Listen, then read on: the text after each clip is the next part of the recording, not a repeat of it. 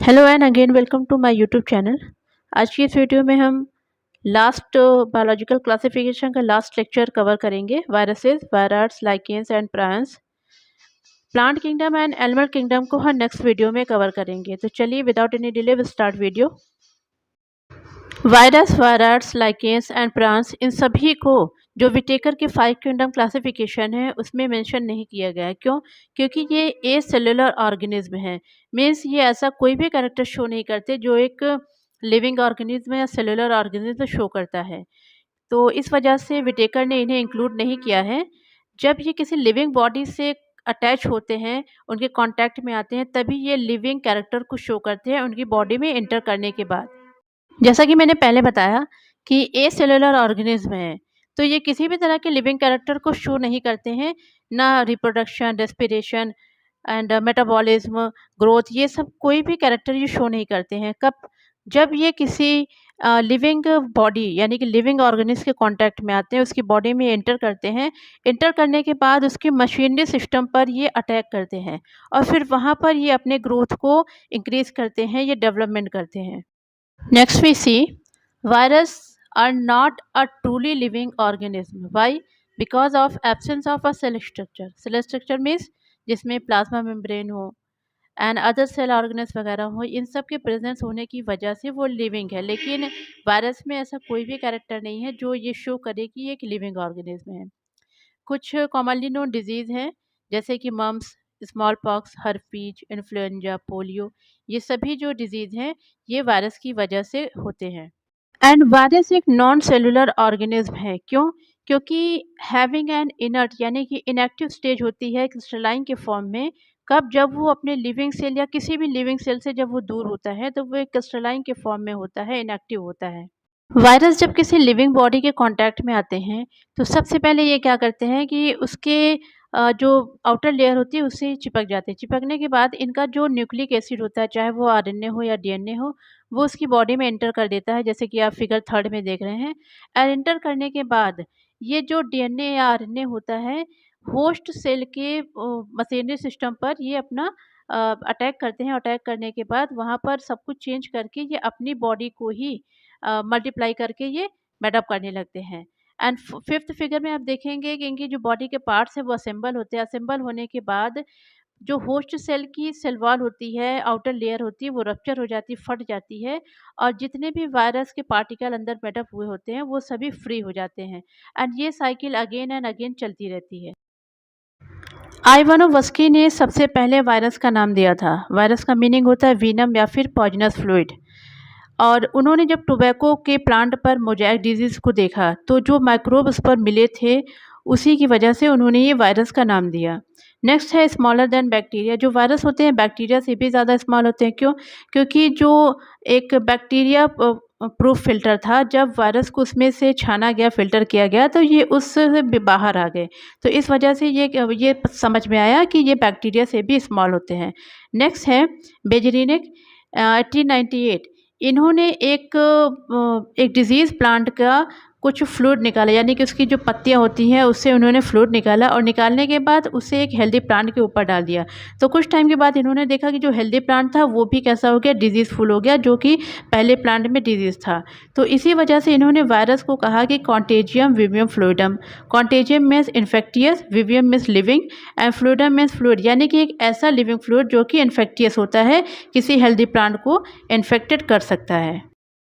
WM Stanley 1935, इन्होंने virus को crystallise किया, यानी कि क्रिस्टल के फॉर्म में इन्होंने वायरस को रखा और उसमें इन्होंने चेक किया कि क्या क्या होते हैं, प्रोटीन एंड न्यूक्लिक एसिड होते हैं, यानी कि उनका जो आउटर लेयर होता है, आउटर कवर होता है वायरस का, वो प्रोटीन होता है और उसके अंदर न्यूक्लिक एसिड प्रेजेंट होते हैं, या तो वो डीएनए हो सकते हैं या फिर RNA. Inert outside the host cell, यानी कि होस्ट सेल की बॉडी से जब ये दूर होते हैं तब ये इनर्ट होते हैं, इनएक्टिव होते हैं, किसी भी तरह का कोई भी एक्टिविटी इनके अंदर नहीं होती है। ये ऑब्लिक पैरासाइट है, यानी कि 100% ये कैसे हैं, पैरासिटिक फॉर्म में होते हैं। Virus contain only protein and nucleic acid. Virus की पूरी बॉडी केवल दो चीज़ों से ही मिलकर बनी है, प्रोटीन और न्यूक्लिक एसिड से। न्यूक्लिक एसिड में कभी भी आरएनए डीएनए साथ में प्रेजेंट नहीं होते हैं, या तो आरएनए होगा या फिर डीएनए होगा। Virus is nucleoprotein and genetic material is infectious. Virus एक न्यूक्लियोप्रोटीन यानी कि एक ऐसा ऑर्गेनिज्म जो न्यूक्लियस और प्रोटीन से मिलकर बना हुआ है, और जो इसका जेनेटिक मटेरियल होता है वही इन्फेक्टियस होता है। यानी कि वायरस के अंदर प्रोटीन इन्फेक्टियस नहीं होता है, उसका डीएनए या फिर आरएनए ये इन्फेक्टियस होता है, ये डिजीज़ को प्रोड्यूस करता है। नेक्स्ट हम देखेंगे plant virus have single stranded RNA. यानी कि जितने भी प्लांट वायरस होते हैं उन सभी में कैसा होता है, आरएनए, उनमें आरएनए ही प्रेजेंट होगा, वो भी सिंगल स्ट्रैंडेड होगा। And animal virus have single और डबल स्ट्रैंडेड आरएनए और डबल स्ट्रैंडेड डीएनए। यानी कि एनिमल वायरस में सिंगल या डबल आरएनए हो सकता है स्ट्रैंड में, या तो फिर डबल स्ट्रैंड डीएनए ही होगा। ओके। नेक्स्ट है वायरस अटैक ऑन बैक्टीरिया। ऐसे वायरस जो बैक्टीरिया पर अटैक करते हैं उन्हें बैक्टीरियोफेज कहते हैं। एंड बैक्टीरियोफेज के अंदर हमेशा डबल स्ट्रैंडेड डीएनए प्रेजेंट होता है, लेकिन कुछ एक्सेप्शंस भी हैं, उन्हें हम देख लेते हैं। जैसा कि हमने पहले देखा कि जितने भी प्लांट वायरस होते हैं उनमें सभी में सिंगल स्ट्रैंड आरएनए होता है, लेकिन कॉलीफ्लावर मोज़ेक वायरस इसमें डबल स्ट्रैंड डीएनए प्रेजेंट होता है। यानी कि डबल स्ट्रैंड है वो भी कैसा है, डीएनए है, ना कि आरएनए। तो दैट इज एक्सेप्शन। यहाँ हम फिगर देख लेते हैं टोबैको मोज़ेक वायरस का। इसमें आप देख ले सकते हैं कि बॉडी की जो आउटर लेयर है वो कैप्सिड है, यानी कि प्रोटीन की बनी हुई कैप्सिड है पूरी लेयर, और मिडिल रीजन में आपको आरएनए का एक सिंगल स्ट्रैंड दिखाई देगा। जो कैप्सिड होती है ये प्रोटीन कोट होती है, और ये बहुत छोटे छोटे सब यूनिट्स कैप्सोमियर से मिलकर बने होते हैं। एंड कैप्सोमियर का काम क्या होता है, वो न्यूक्लिक एसिड को प्रोटेक्शन देता है, जो न्यूक्लिक एसिड बीच में प्रेजेंट होता है। ये टोबैको लीफ है जिस पर आप मोज़ेक यानी कि जो मोज़ेक डिजीज़ होती है टोबैको की, वो आप इजीली देख सकते हैं। मोज़ेक के फॉर्म में पूरे लीव्स पर ये पड़े हुए हैं। एड्स की डिजीज़ जो एचआईवी वायरस की वजह से होता है, तो एचआईवी वायरस में सिंगल स्ट्रैंडेड आरएनए प्रेजेंट होता है। एंड नेक्स्ट हम देखेंगे in plant mosaic disease symptom is leaf. यानी कि जो मोज़ेक की डिजीज़ होती है वो उसकी जो सिम्टम्स होते हैं वो कैसा होता है, रोलिंग, कर्लिंग, येलोविंग। यानी कि जो लीव्स होती हैं वो रोल हो जाती हैं, कर्लिंग हो जा उनमें आ जाता है, वो येलोविंग हो जाती है, या वेन क्लियरिंग, ड्वार्फिज्म, ऐसे बहुत सारे सिम्टम्स हैं। मोज़ेक डिजीज़ का भी सिम्टम्स है वेन क्लियरिंग। यहाँ पे आप लीफ पर देख सकते हैं कि जो मिडिल में वेन है उसके साइड के जो ब्रांचेज़ हैं ये सभी कैसे हैं, इनका ग्रीनिश कलर पूरी तरह से ख़त्म हो गया है, एंड ये येलोविंग हो गए हैं, इनका कलर येलो हो गया है। तो ये भी एक सिम्टम्स है मोज़ेक डिजीज़ का। हम एचआईवी वायरस का स्ट्रक्चर देख लेते हैं, जिसमें कि 2 स्ट्रैंड है आरएनए का, वो कैसा है, सिंगल स्ट्रैंड है, सिंगल स्ट्रैंड, एंड इसकी जो नंबरिंग है वो 2 है। ये एकदम बिल्कुल मिडिल में प्रेजेंट है, एंड उसको सभी सराउंड किया गया है स्ट्रक्चरल प्रोटीन्स के। सबसे आउटर लेयर जो है वो लिपिड एनवेलप है, जिसने प्रोटीन और न्यूक्लिक एसिड को कवर किया गया है, और लिपिड एनवेलप के ऊपर ही रिसेप्टर कॉम्प्लेक्स है, जिससे कि ये होस्ट की बॉडी से चिपक जाते हैं, उससे खुद को कनेक्ट करते हैं। मोज़ेक डिजीज़ के जो अदर सिम्टम्स है वो स्टंटेड ग्रोथ है, यानी कि जो प्लांट की ग्रोथ है वो रुक जाती है, और प्लांट छोटे कद का ही रह जाता है, ड्वार्फ प्लांट हो जाता है। Next organism is virus. Virus क्या होते हैं, ये एक न्यूक्लिक एसिड है, ओनली न्यूक्लिक एसिड, इसमें प्रोटीन एब्सेंट होती है। इसे डिस्कवर किया था टीओ डाइनर ने, और ये वायरसेस से भी ज़्यादा स्मॉल होते हैं। ये कॉज करते हैं पोटैटो स्पिंडल ट्यूबर डिजीज़, जिसे हम आगे देखेंगे।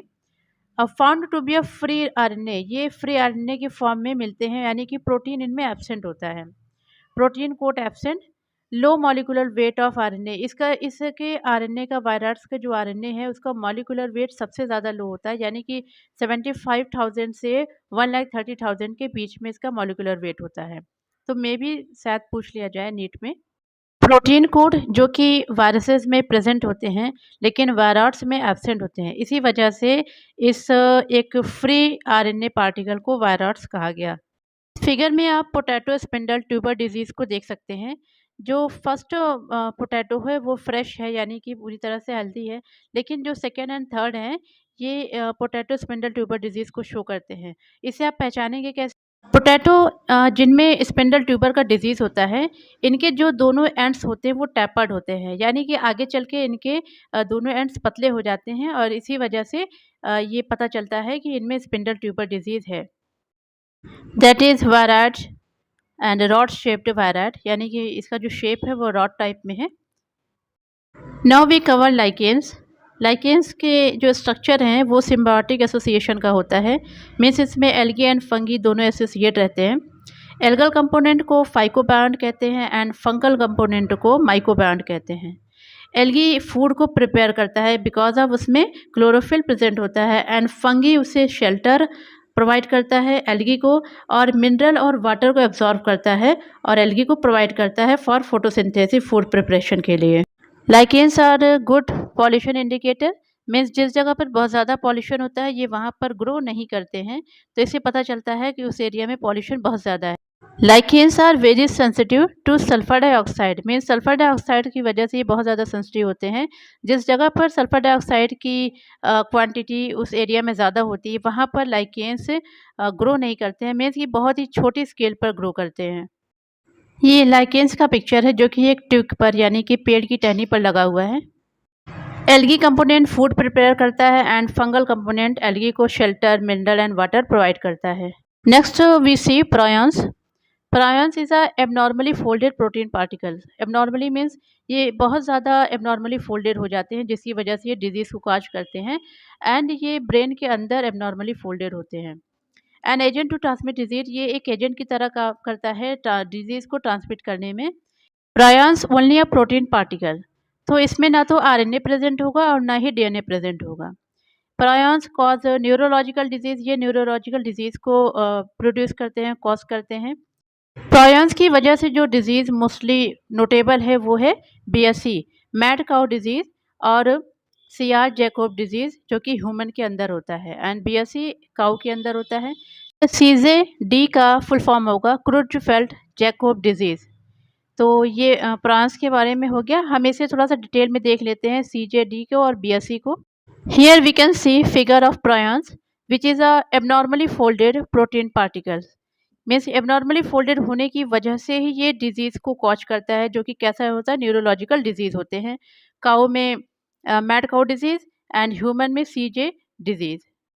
What happened in mad cow disease, in short जिसे बीएससी कहते हैं। Loss of motor control and unusual behaviour. जो कैटल होता है उसका मोटर कंट्रोल लॉस होने लगता है और उसका बिहेवियर अनयूजुअल होता जाता है। जो बीएससी डिजीज़ है इसे सबसे पहले यूनाइटेड किंगडम में देखा गया था, और इस डिजीज़ में काऊ का जो सेंट्रल नर्वस सिस्टम होता है, मीन्स उसका ब्रेन एंड स्पाइनल कॉर्ड, ये डैमेज हो जाता है। और अगर इसके काऊ के ब्रेन को अंडर माइक्रोस्कोप आप ऑब्जर्व करेंगे तो वो स्पंजी दिखता है। इस वजह से इस डिजीज़ में स्पंजी फॉर्म वर्ड का यूज किया गया है। आगे हम बीएससी का फुल फॉर्म देख लेते हैं। Bovine spongy form encephalopathy, and what is the meaning of their this word. तो बोवाइन मीन्स मतलब कि ऐसे डिजीज़ जो कैटल को होते हैं, that is called bovine. And spongy form, इनका जो ब्रेन होता है अगर उसे अंडर माइक्रोस्कोप ऑब्जर्व किया जाएगा तो वो स्पंजी दिखता है। Encephalopathy means disease of brain, यानी कि जो ब्रेन का डिजीज़ होता है उसे इंसेफेलोपैथी कहते हैं। एंड नेक्स्ट डिजीज़ हम देखेंगे जो प्रायंस की वजह से ह्यूमन में प्रोड्यूस होती है, सीआर डॉट जैकोब, या फिर इसे इन शॉर्ट सीजेडी कहते हैं, या फिर Creutzfeldt Jakob disease, cause by analogous variant of prions. ये प्रायंस का एनालॉगस वेरिएंट है जिसकी वजह से ये डिजीज़ ह्यूमन के अंदर होती है। ये भी एक तरीके से सेंट्रल नर्वस सिस्टम को अफेक्ट करती है। एनसीईआरटी बायोलॉजी का सेकंड चैप्टर बायोलॉजिकल क्लासिफिकेशन की आज ये लास्ट वीडियो थी। तो हमने सब कुछ कवर कर लिया है, सिर्फ plant kingdom and animal kingdom जो कि हम डिटेल में अगले वीडियो में कवर करेंगे।